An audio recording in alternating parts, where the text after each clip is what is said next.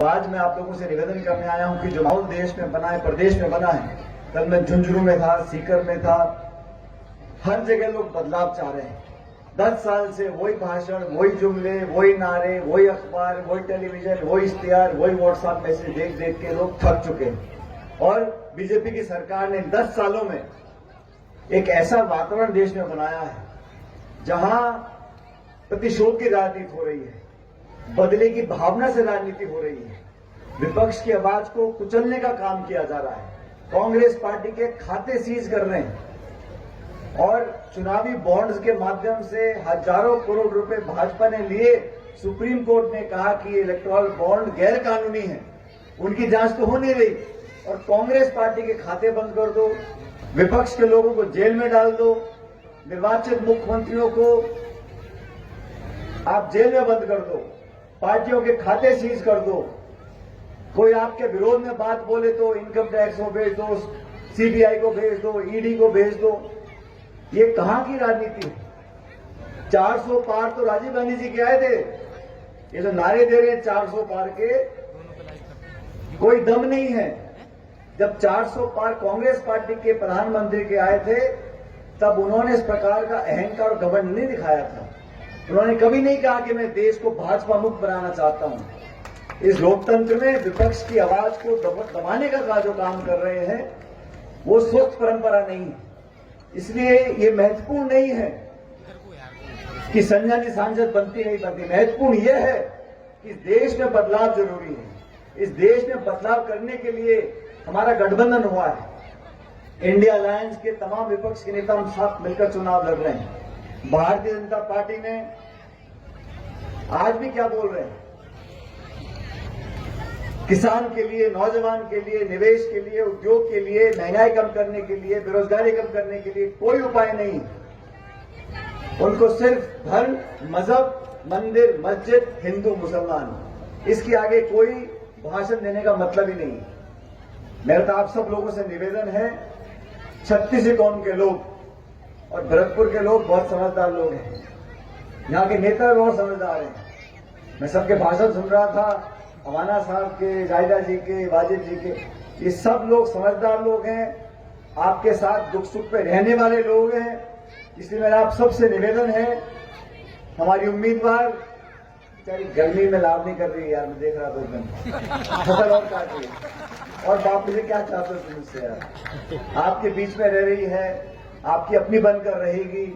और जो दूसरे उम्मीदवार है, मैं तो किसी के खिलाफ तो बोलता नहीं हूं, लेकिन आप अच्छी तरह जानते हो वो भी उम्मीदवार है, ये भी उम्मीदवार है और ये मुकाबला दोनों पार्टी के बीच में होता है, बीजेपी और कांग्रेस।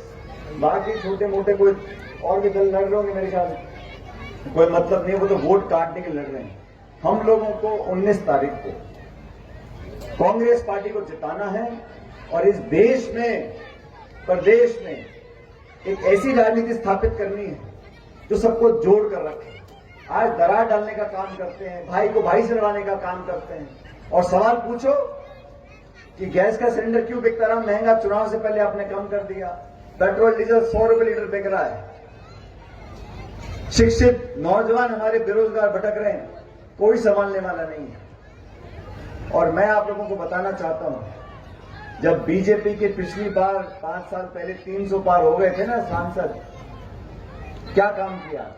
3 काले कानून बनाए किसानों के खिलाफ, नोटबंदी कर दी, जीएसटी लागू कर दी, मुख्यमंत्री को जेल में डाल रहे हैं। ये हाल उनके तब है जब 300 पार है, और कभी 400 पार हो गए तो अब कल्पना करो क्या होगा।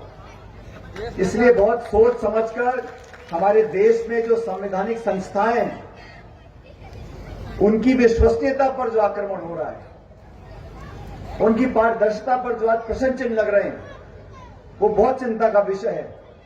लोकतंत्र का मतलब ये नहीं है कि मैं वोट डालने का अधिकार मिल गया। लोकतंत्र का मतलब होता है कि जवाबदेही होनी चाहिए।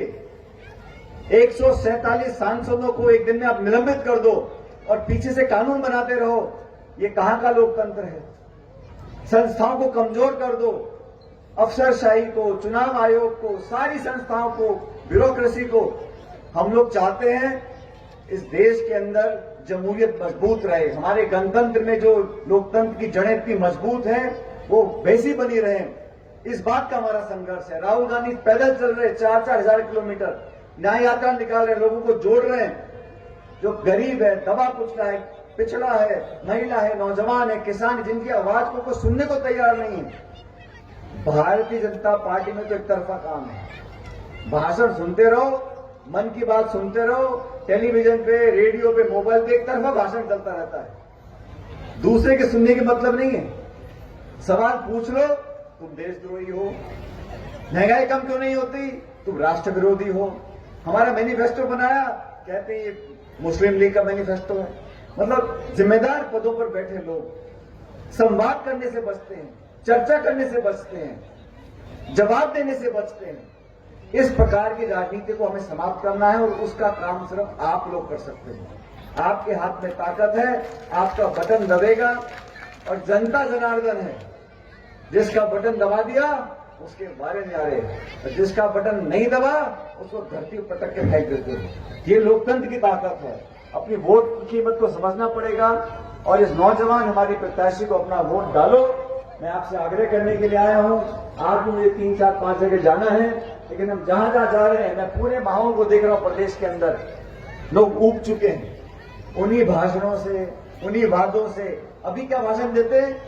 2047 में हम फलाना करेंगे, ठिकाना करेंगे, अमृत काल में ये होगा, वो होगा। अरे 10 साल से आपकी सरकार है। इन 10 सालों में आपने किसान की आमदनी दुगनी क्यों नहीं करी? इन 10 सालों में 2 करोड़ प्रतिवर्ष रोजगार क्यों नहीं दिए? इस सवाल तो पूछने का अधिकार है। जो सवाल पूछे ये राष्ट्र विरोधी है, ये देश विरोधी है। इस प्रकार के वातावरण से निजात पाने के लिए कृपया करके 19 तारीख को हाथ का निशान है, तो बटन दबाकर हमारी बहन को जिताकर भेजो। इतना मैं आपको आश्वासन दिलाता हूं कि जीतकर जाएंगी तो आपके बीच में रहेंगी और आपकी आवाज को दिल्ली में मजबूती से उठाएंगी। इस बात का मैं आपको आश्वासन दिला सकता हूं। इसलिए साथियों, अंत में, और ये बहुत साधारण परिवार से आती है, मैं कार्यकर्ताओं को कहना चाहता हूं, ये उस तरह का चुनाव नहीं है कि हम लोग उम्मीद करें कि उम्मीदवार हमको लिए घूमेगा। ये चुनाव हमको अपना बन के लड़ना पड़ेगा। एक साधारण परिवार की महिला को अगर आगे लाना है, और ये वो जिला है भरतपुर, ये हवा पलटना जानता है। जिस पे लोग दाम नहीं लगाते उस व्यक्ति को जिताकर जयपुर दिल्ली भेजने वाला जिला है ये। आप सब समझदार व्यक्ति हो, मतदाता हो, इसलिए मैं आपसे पुनः आग्रह करूंगा, सारी बातें भूलकर आने वाले 5 साल तक इस देश की दिशा दशा तय करने का आपको मौका मिलेगा। 19 तारीख को हाथ का बटन दबाकर संजय जी को दिल्ली भेजो, इनको सांसद बनाओ। और ऊपर वाले से प्रार्थना करता हूं कि आप लोग हमेशा खुश रहो, सुखी रहो, फलो फूल आगे बढ़ो।